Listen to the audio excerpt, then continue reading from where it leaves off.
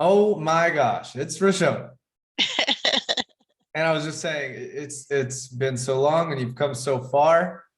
And I haven't Indeed. touched base with you in a while. I know Nav's been taking care of you, and you definitely stepped up to the plate when it came to closing. So yeah, take it away. Tell us what's going on. Oh, I don't even know where to begin. I guess I'll go back to the basics. Okay. When I joined your group in your community, that's when I got my real taste of this whole space of high ticket selling. Um, it's been a whirlwind, to be honest with you.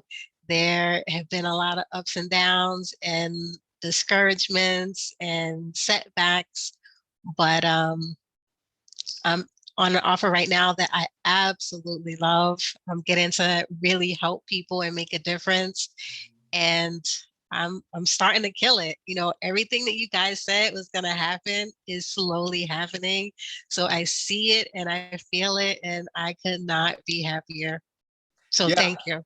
Yeah, no, I'm so happy for you because I remember at the beginning, especially starting off as an SDR, it's tough because the pay grade is a lot lower than closing. You know, you typically get a base, but you don't get that much commission. So when you step up to being a closer, I remember I told you it's like put in your time as a setter, and then once you're a closer, I mean, the world of possibilities opens up because, to be honest, we typically get 4 closing positions for every 2 setting positions, right? So there's about half as many people needing, and typically you need a setter before you get a closer, but it's just the way we've been seeing it. So now that you're actually closing, you are a closer. So That feels so weird to say.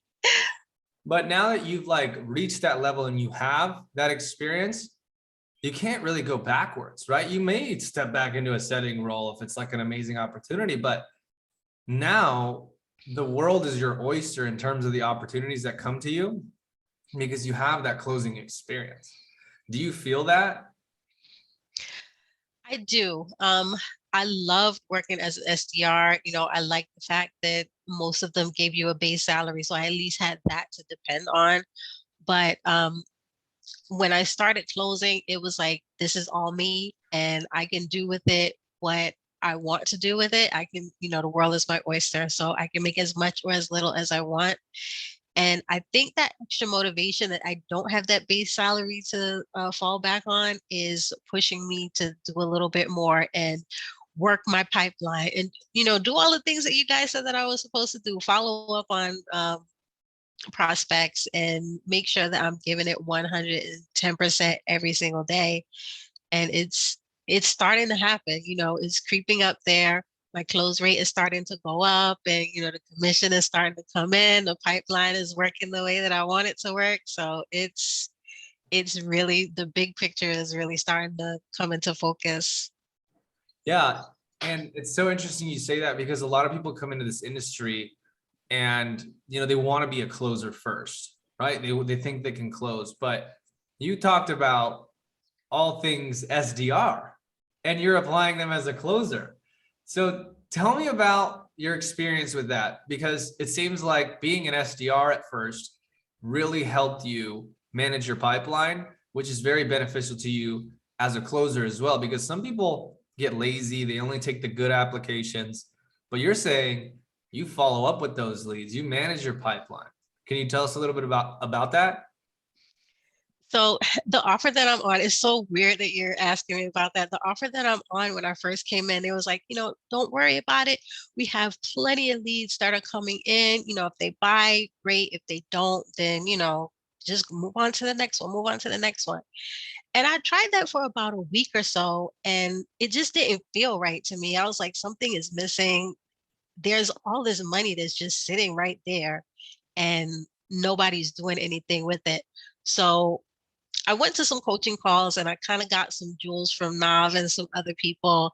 And it just clicked to me, like, go back to what you were doing as a setter and make sure that you are having that same energy, keeping that same forward momentum, following up, confirming your calls, your appointments, and just working the pipeline. And it just started to pop. They weren't expecting me to call them back. They weren't expecting me to check back in.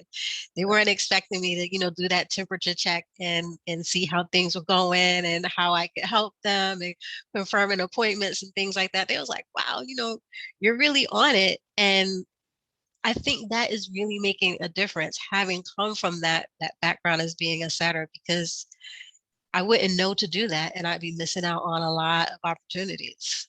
Yeah. Yeah, well, that's so great to hear. That's so great to hear. Congratulations on all your success, Reshona. Thank you. Not you, Alexa. So, but let's end it on a positive note. I appreciate you coming on here and sharing your story. It's going to inspire a lot more people to take that step, take that leap, because there is light at the end of the tunnel, and it's oftentimes brighter than you imagine. Because I tell so many people, it's like, you're not going to know for certain that this is going to work until you start to feel it. And Yeah. you were really able to embody the moving past that fear into roles that you didn't understand, and just believing that there is light at the end of the tunnel. And now we're here. Yep. Yep. Mama, I made it. So thank you, Danya-san.